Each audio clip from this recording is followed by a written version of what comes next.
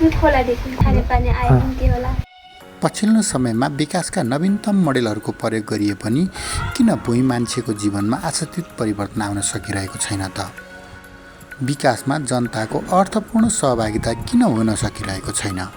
लक्षित वर्गका लागि सञ्चालित कार्यक्रममा किन त्यो वर्गले अपनत्व बोध गर्न सकिरहेको छैन? लक्षित वर्गका लागि सञ्चालित कार्यक्रममा किन क्रिमी लेयरले मात्र फाइदा उठाउँछ त? यस्तै विषयमा अर्को कुनै दिन चर्चा गरौँला। आज भने नागरिक आवाजको अर्को श्रृङ्खला सुनौ। मेरो नाम दिपा गन्धर्व हो। म गन्धर्व बस्तीदेखि बोलेको। अनि हजुरको कति घर हुनुहुन्छ अरे सबै? यस्तै छ मलाई 1500। स्वास्थ्य संस्थामा जानुहुन्छ जाँच गर्न के जानुहुन्न?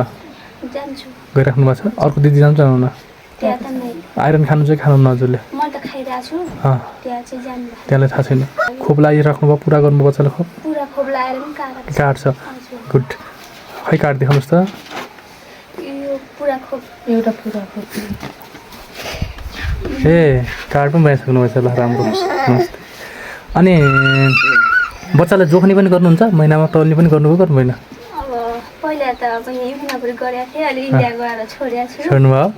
बच्चाको तौल चाहिँ लिइरहनुहुन्छ? हजुर। अनि अस्ति गाम अनि 10 किलो। ए अनि हजुर घरमा त यहाँ कति घरमा चर्पी छ? कति घर हुन्छ? कति घरमा चर्पी छ? कति घरमा छैन? अब हाम्रो त यताको त एउटै मात्रै छ। एउटा छ? कति घरको हो यो? साझा हो? हजुर। हामी त 3-4 घरको त एउटैमा जान्छ। अनि पानी कहाँबाट ल्याउनुहुन्छ टयरको लागि? खोलादेखि। खोलादेखि बोक्नुपर्छ टयरको लागि पनि होइन? अनि खोलादेखि टाढा छ पानी अनि त्यहाँबाट बोकेर टयरमा यत्रो सबैले त गाह्रो होला। ड्रम छ कि छैन? डरम छैन। छैन? सानो बाल्टी। बाल्टीहरू छन्? चर्पी सफा राख्नुहुन्छ? ढोका छ कि छैन चर्पीमा? छैन। ढोका छैन नि? ए ल। जस खानेपानी यहाँ छैन आयो भने चाहिँ चर्पीको लागि पनि सजिलो हुन्थ्यो। सरसफाइ गर्न सफा पानी खान पाउँथ्यौँ भन्ने हजुरको सोच हो। केही भन्नु छ हजुरलाई? केही छैन। हाम्रो पैसा पनि त्यस्तो छैन। खानेपानी आइहुन्थ्यो होला। अलिक सुविधा हुन्थ्यो होला। ल गुड। धन्यवाद।